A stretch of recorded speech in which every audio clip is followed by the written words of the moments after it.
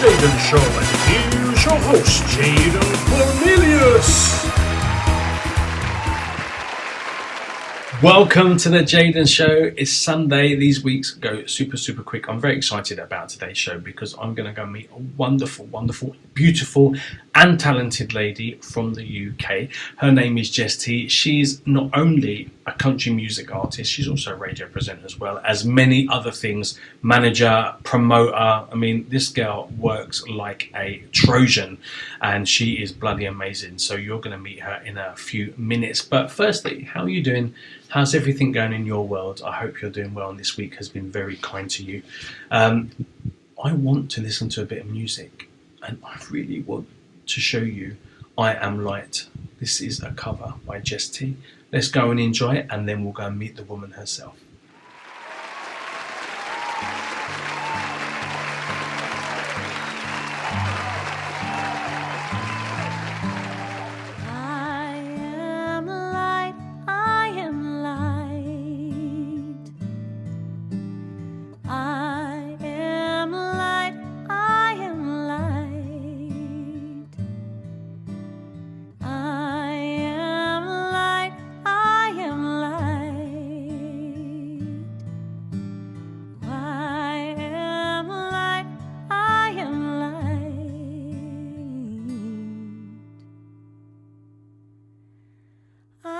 The things my family did. I am not the voices in my head. I am not the pieces of the brokenness inside. I am light. I am light. I am light. I am light. I am light, I am light. Oh, I am light, I am light. I am light, I am light. I am not mistakes that I have made or any other things that cause me pain. I am not the pieces of the dream I left behind. I am light. Oh, I am light. Light.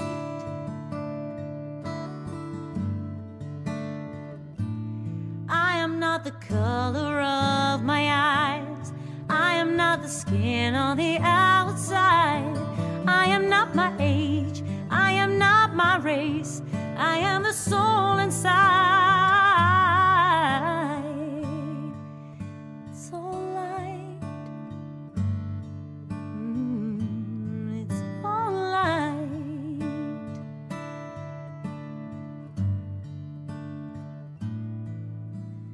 I am light, I am light.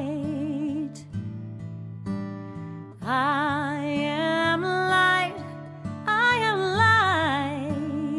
light. I am divinity defined. I am a God on the inside. I am a star, piece of it all. I am light. I am light. I am light.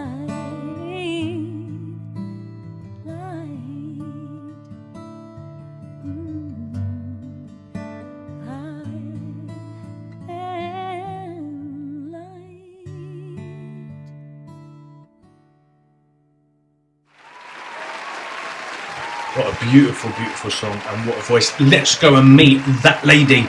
Welcome this week's special guest, Jess T, everybody.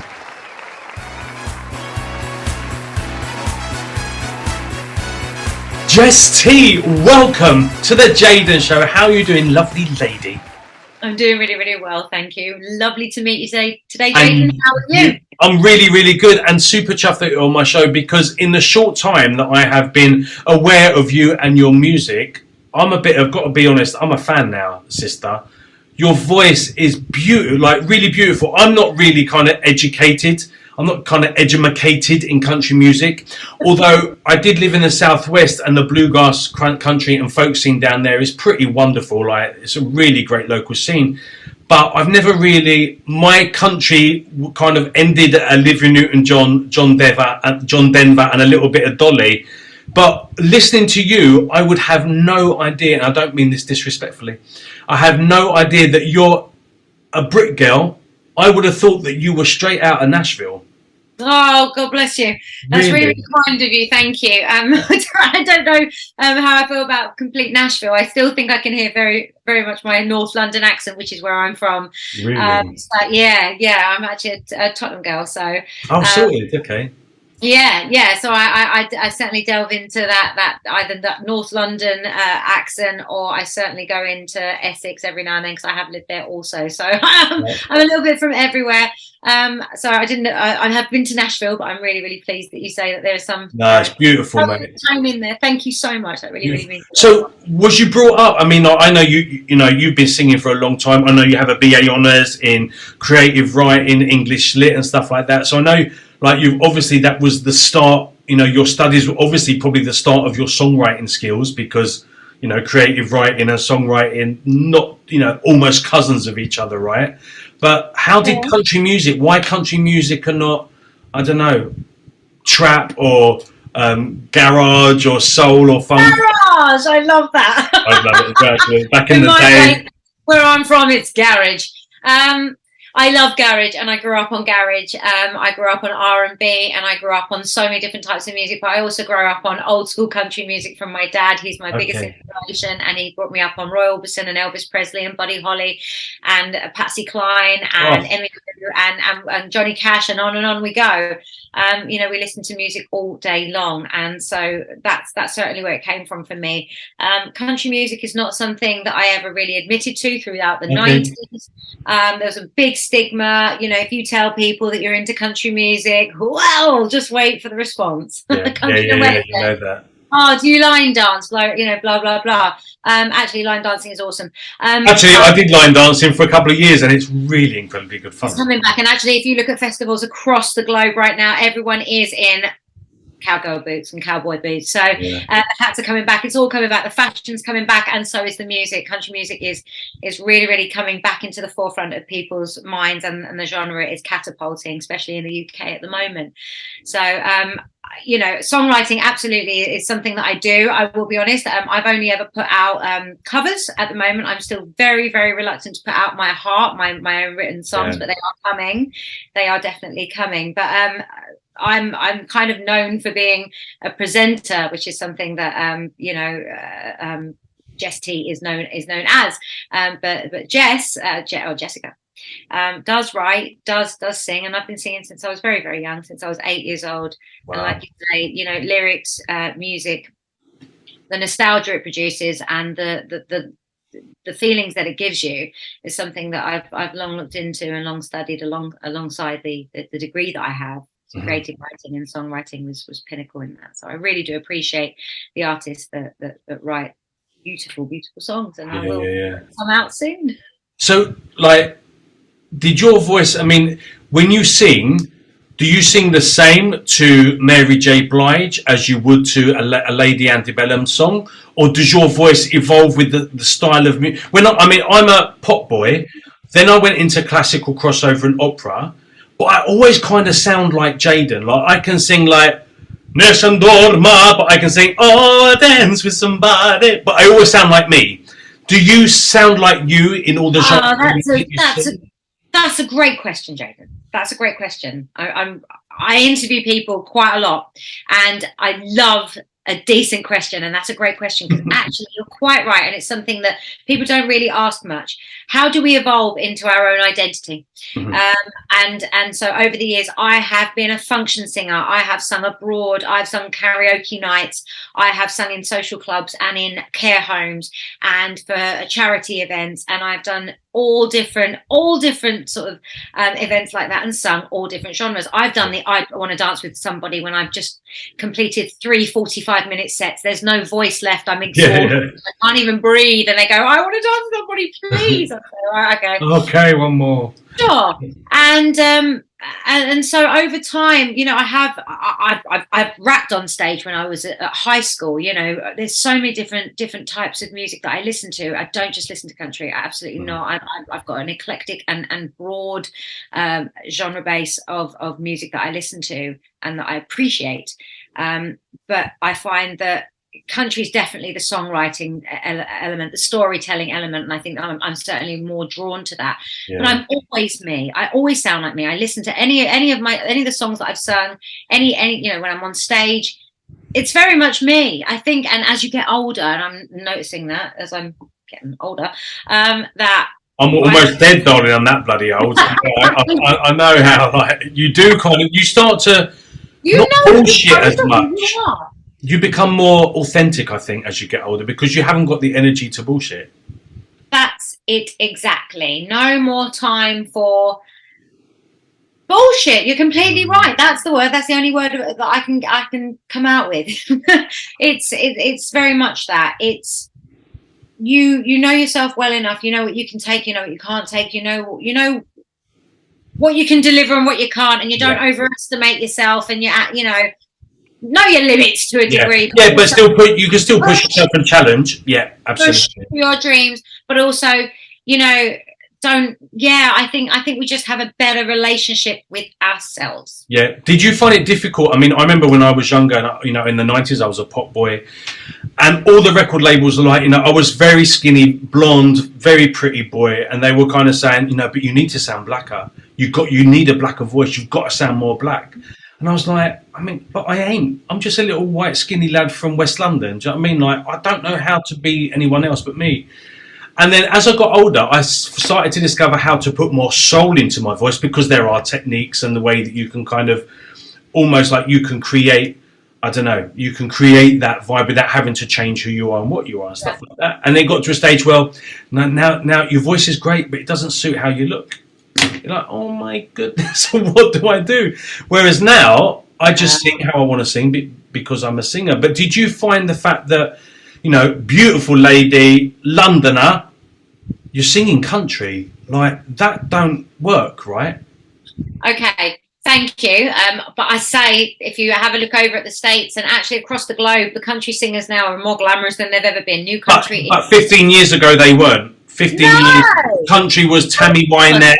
You know, 20 years, 30. Oh God, it's longer. You know, there were shell suits at some point. So let's just put that out there. And you know, moving swiftly on from that, because we really need. No.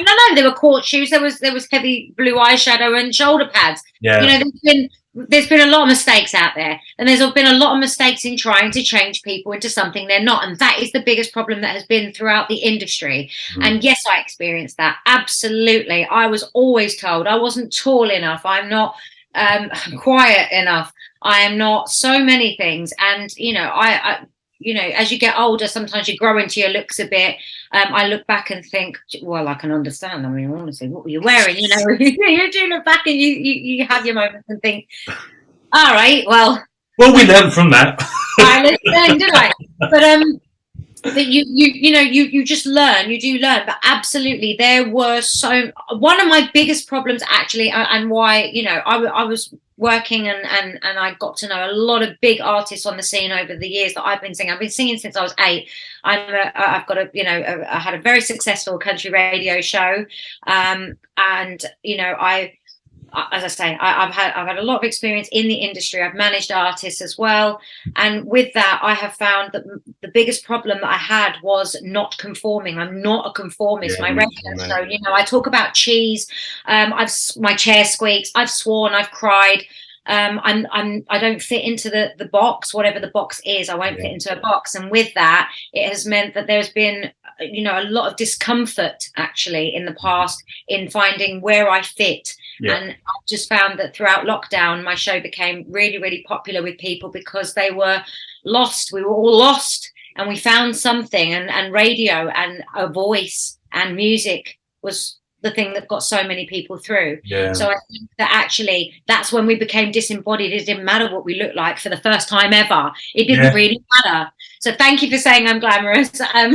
You know, that's just a look. It really, really is. But the most important thing was touching people and talking to people and making them just feel like they weren't alone.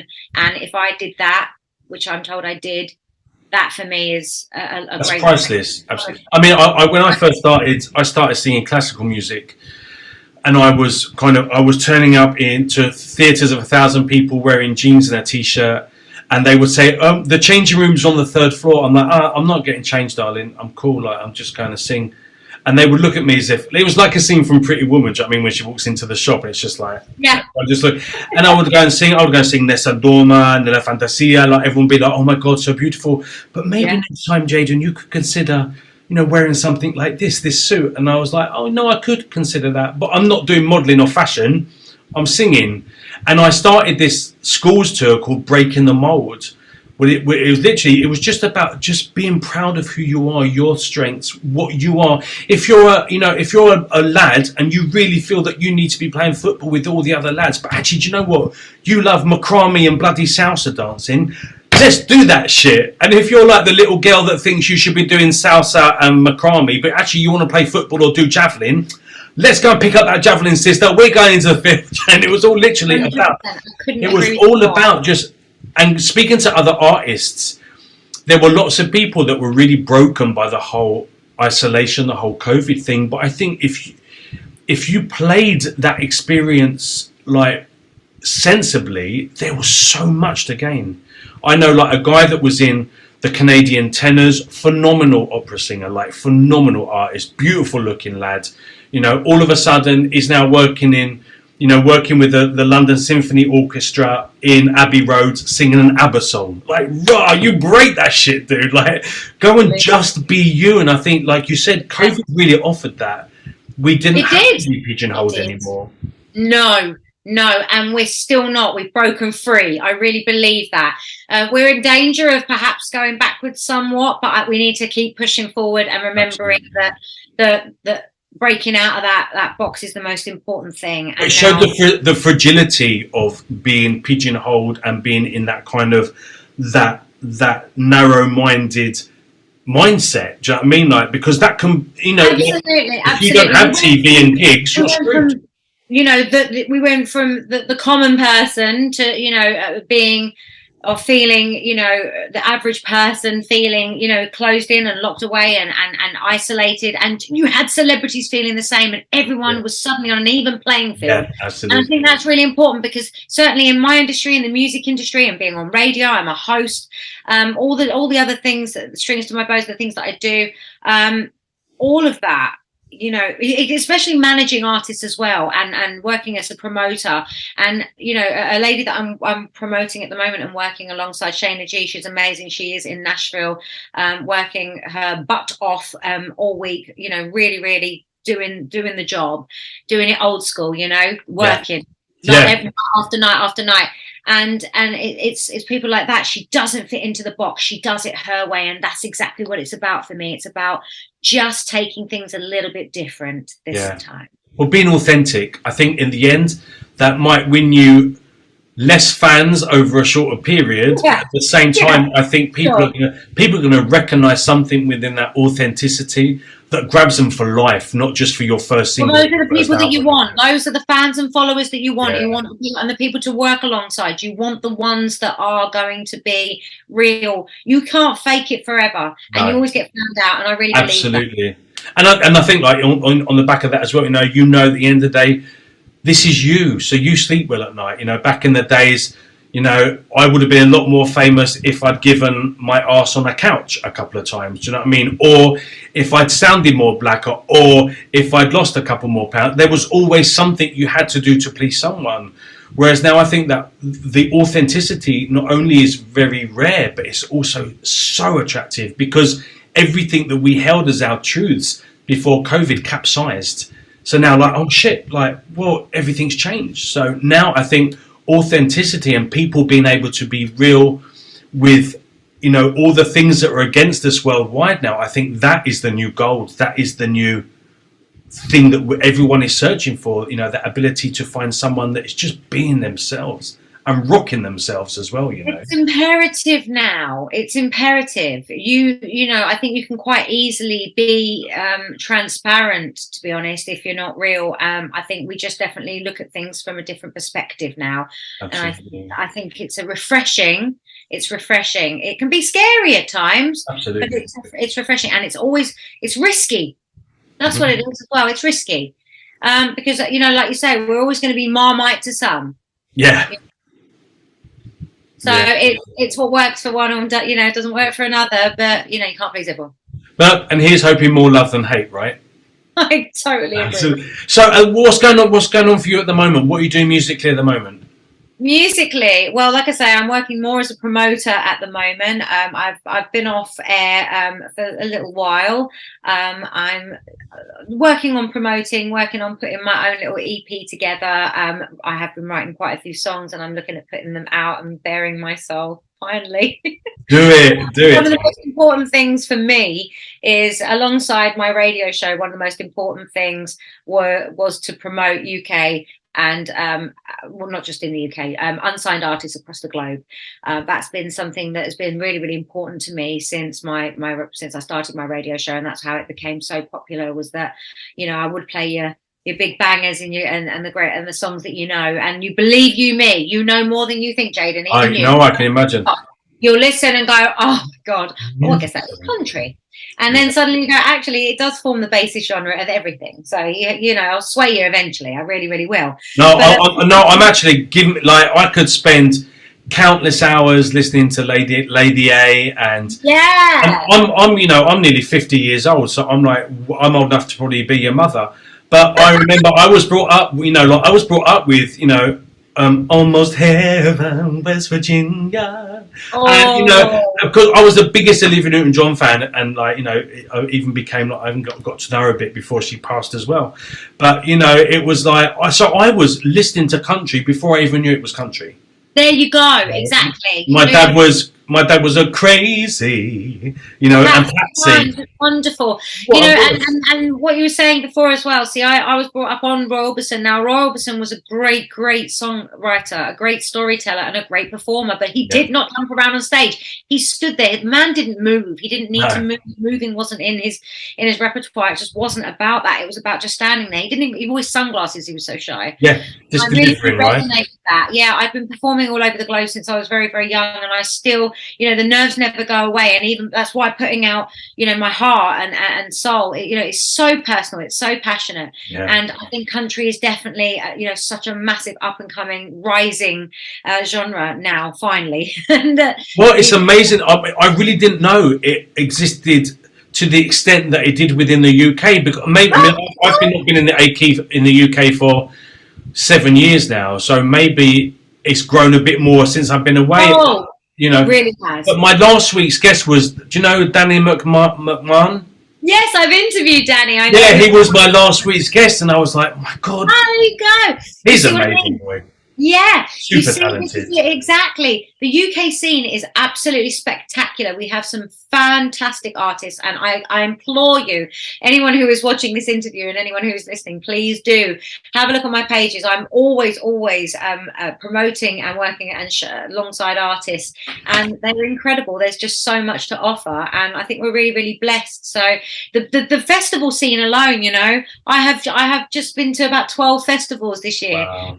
And that's unbelievable. So that goes to show just how much the genre is growing in the UK. No, unbelievably. And yeah, just the amount of talent is, you know, it's blown me away. Like, I really do like country music. For me, actually, that would probably be the music of my choice if I was having a shitty day and just needed to unwind, and listening to someone else's story to make my story a little bit less. I mean, because the storytelling within country music is like, well, nothing else exists like Second to none. Right.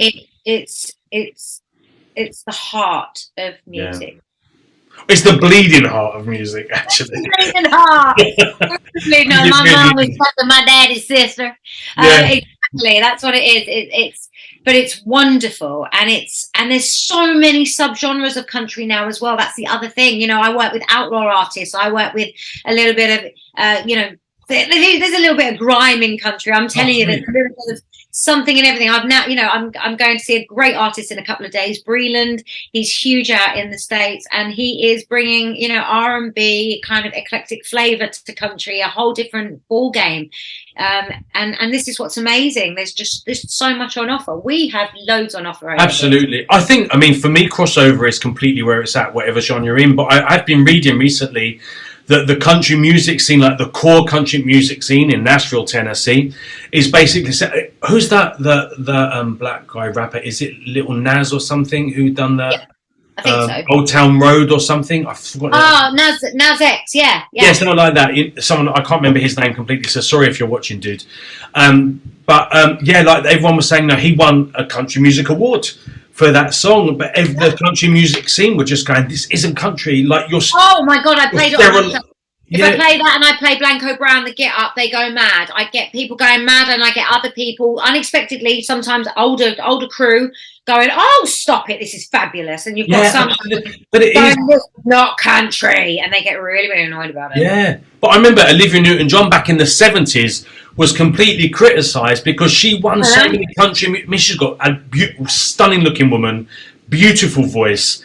Every song that she sung was really lovely, but completely like was going to be hanging in someone's front porch because she dared to win some country awards, and people like, and I understand. I've been singing Hopeless since I was tiny, and you know what? That's country. Thank you. Yeah. And she deserved it. And there's a lot of, oh my God, I mean, we could go into this for ages, but there's always a stigma with this as well within the country scene itself of what is country and what isn't country. And country is in the eye of the beholder, or in the ear of the beholder. Absolutely. That's what it is. It's however you wish to perceive it. Yeah. I mean, it was the same with classical and opera. I mean, Pavarotti, the god of opera, I'm not a big opera listener, although I do listen to a lot of classical crossover. He was criticised to hell because he basically was doing Pavarotti and Friends, and he was singing with Bono from U2, and he was singing with, you know, all these other pop artists. It's amazing. And he was criticised to shit. And now, classical crossover is one of the biggest growing genres of music on the planet. It's fantastic. No? Right now, fusion is where it's at. I believe that, sister. It's all about blending. Yeah. Blending, you know? Bringing new life. Oh, absolutely. And I think that's why I would play, you know, the Get Up, or I would play Walker Hayes, Fancy Like, and oh my God, I'm going to backlash for that. But straight after that, I will play you know, something real old school like June Carter, and they'll go, oh my gosh, but why not? Because your ears love both. Your ears can love both. Hey, how about this? We can love more than one thing. Hey, man, love is love, sister.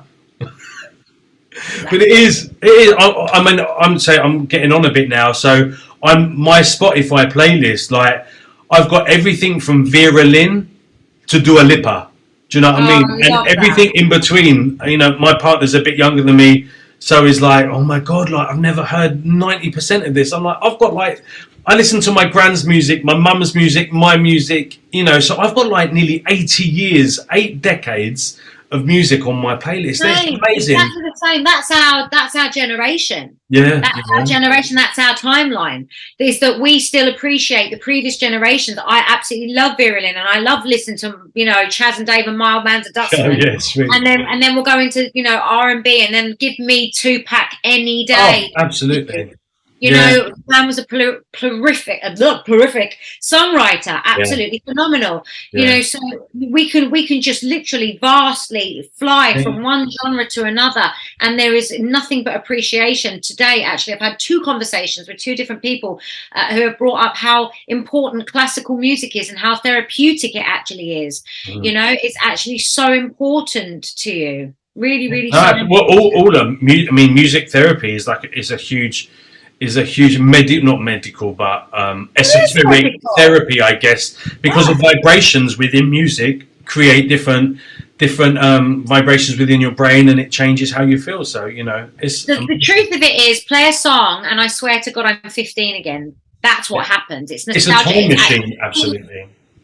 Well, I've always said music is magic. It certainly is. I couldn't agree. And we couldn't live without it, as much as sometimes we try, because it's not the easiest business to be in. Easiest business? You must be joking. Absolutely not. We are in the hardest business ever, but small things do give the biggest rewards. Absolutely, absolutely. So, during this interview, everyone at home has seen that you're on Twitter, you're on TikTok, you're on Facebook, you're on Instagram, you're on YouTube. I mean, like you're all over the shop, including your JessTCountry.com website. How can people find your radio show? Well, I'm not on air at the moment, so I will be back on air. So those are the ways to find me for now, but keep looking out for the news to come. Okay, There are some exciting things in the pipeline, but I am also working with a guitarist at the moment, so I will be going out gigging. So there'll be opportunities to just see me live in the UK. Nice. I'm going to just go out and sing, and that's what I do best. That's what I've been doing for years. But alongside promoting other artists, there will be a country radio show. I've just got to fit it back into the schedule, because my show would take 50 to 60 hours a week of research, and just posting on all the handles alone, and making sure that I had absolutely perused through the biggest list that I could, and done all the research that I could to attain and find the best artists out there. And also, it was always very, very important to me on my show to make sure, the reason that some of my shows went on for 5.5 hours would be because I would make sure that everybody got to know who the artist is, a little blog, a little bio about them. It's not just about the song. It's all very well listening to their song, but you want to know about them, and you can relate just that little bit more. Yeah, no, absolutely. It's it's always become quite sad now that everyone's level of attention has gone to a 15-second TikTok video. Whereas what can you know? I mean, I remember even back in the 90s, record labels would say you got to hit them in the first 30 seconds. But even now, that's too bloody long. Yeah, 30 seconds. Well, they're asleep by then. Come on, Jaden. Yeah. Exactly. It's worrying for me, certainly. I'm not the biggest TikTok kind of girl, but there's always times are moving. There's always evolution, and if it's not TikTok, it will be something else. And TikTok is a massive platform, and it's certainly doing people so much good, especially in the music industry. It is working wonders, so there's no doubt about it. But I would absolutely say that there is a shortened attention span. I'm finding that artists are finding reasons to put out singles every single month, because I guess they're worried that it doesn't take long before you're forgotten. But you've got to build that fan base, and that, like you say, fan base that will stay with you. Yeah, I think I remember back in the day, we were so lucky, especially like 70s and 80s, to have so many entertainment shows like Des O'Connor Tonight and Mike Harwood, and they all had singers, and they all talked to everyone. This is I was so not born in the right era.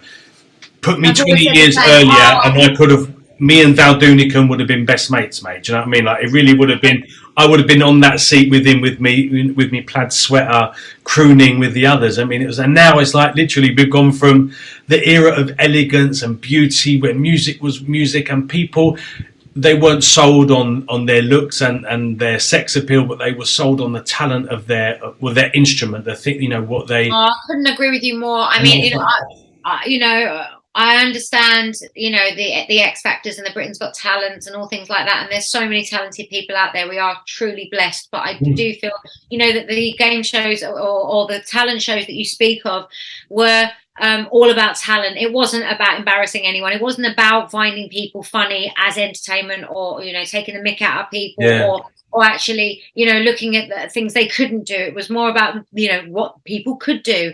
And I absolutely agree. I'm always saying that I was born in the wrong era. Had it have been 20, 30 years earlier, I think life would have been very, very different. And, talent was something that was so important. It still should be. Unfortunately, now it's just not quite like that. People just want to be famous, and it's not even something, that the importance in it is so bizarre, isn't it? Because there's so much more to it than that, and it's about actually having a voice and utilizing your voice, able to pass that talent on in order to do something special and unique with it.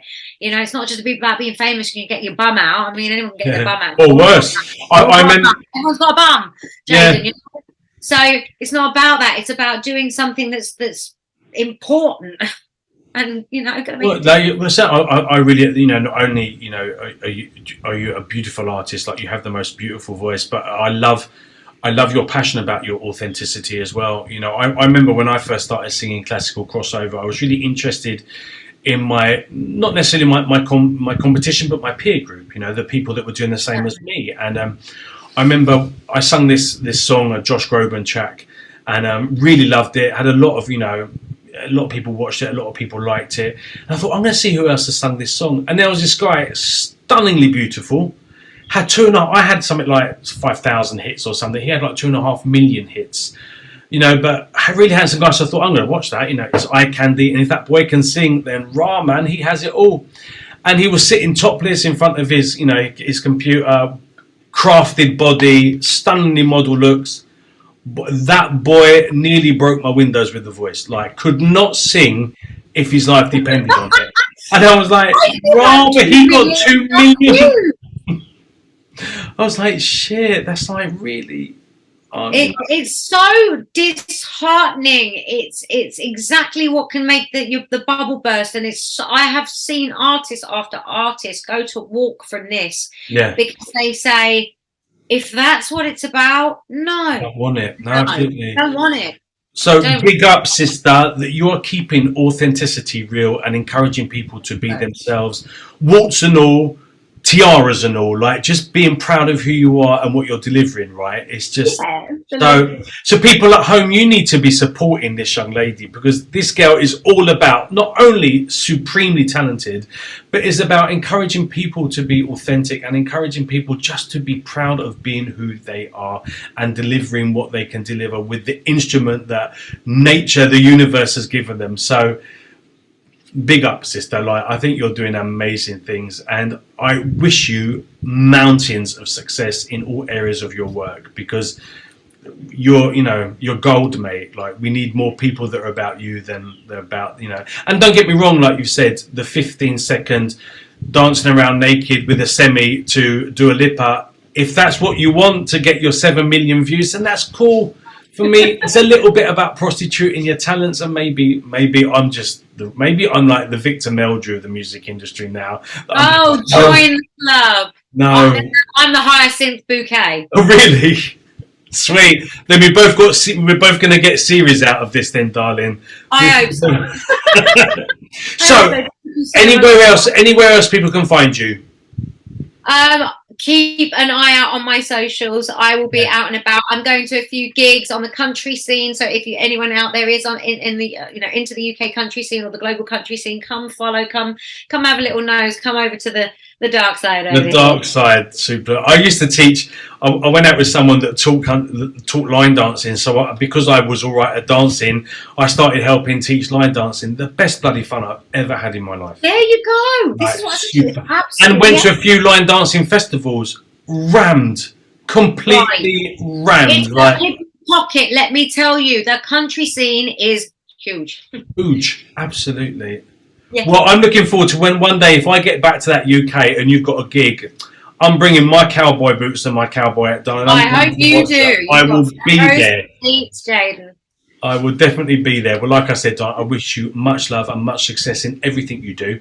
Please come back and tell me all about it. Like, I want updates. I want to know what's going on, especially when your radio show is up and running, because I'm going to be adding that to my list of favourite radio stations. And I think 2023, might have to be a Jaden and Jess duet. We might have to do it remotely, but I think a country roads or something definitely has to be done. Right.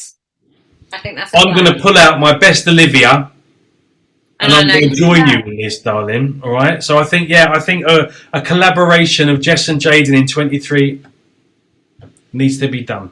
Keep your eyes peeled, people. Jess T, country music artist, radio personality, bloody lovely lady. Thank you so much for being on the Jaden Show. It really is my pleasure. Thank you for having me. Biggest hugs, honey. We'll catch up soon. Take care. Take care, darling. Bye-bye. B, I knew you'd love her. How bloody amazing is that woman? And if you're in the UK and you get an opportunity to go and see that woman live, I strongly suggest you do, because she is bloody amazing. Jess, thank you so much for being part of my show. And guys at home, thank you so much for watching. Don't forget to subscribe, to like, to follow, to comment, to share. Go and show that sister some love. Go and find her on all of her social media and make sure you keep an eye on what she's doing and what's coming up in the future for that lovely lady. And me as well. Go and check me out. I'm on TikTok. I'm on Twitter. I'm on YouTube. I'm on Facebook. I'm on Insta. So go and find Jaden Cornelious and come and see me and talk to me on some of my other social media platforms. Don't forget, you can not only find Jess T's music on Spotify, SoundCloud and other music streaming and download platforms, you can find mine as well. So while you're there, check out a bit of Jaden Cornelious if you've got nothing better to do. Thank you so much for being part of this show. Thank you for tuning in. Thank you for subscribing. Please, as I said, share, like, comment. Just show us all some love and support the work that we're doing. I hope you have a beautiful new week. I'm excited to be with you again next Sunday. Take care, biggest hugs, stay beautiful, and I'm going to leave you with another wonderful song by Jess T. I went on her YouTube and I really didn't know what to show you because all of her stuff is really beautiful. But this is called Smoke Break, and I'll see you next week on the Jaden Show. Stay beautiful. Bye.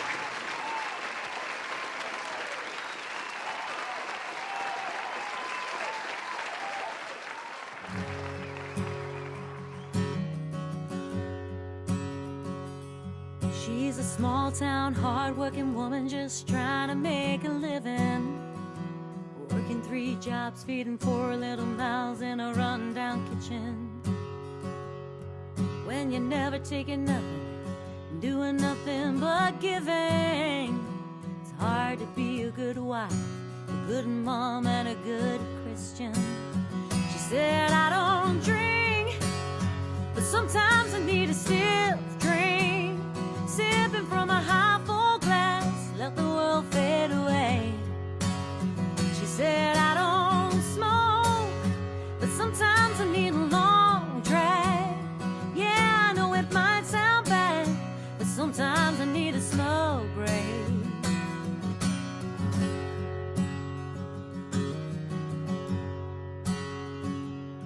He's a big city, hard-working man just trying to climb the ladder. First generation to go to college instead of driving a tractor. Never had nothing handed to him on a silver platter. It's hard to be a good man, good son, do something good that matters. He said, I don't drink, but sometimes I wanna pop that top. Take a swig and make the world stop and watch it fade away. He said, I don't smoke, but sometimes I wanna light it up. Yeah, when things get tough, sometimes I need a smoke break.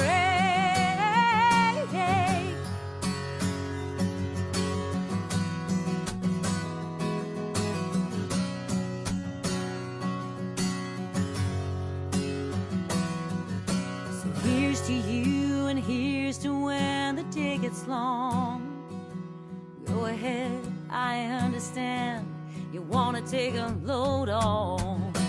I don't drink, but sometimes I need a stiff drink. Sipping from a high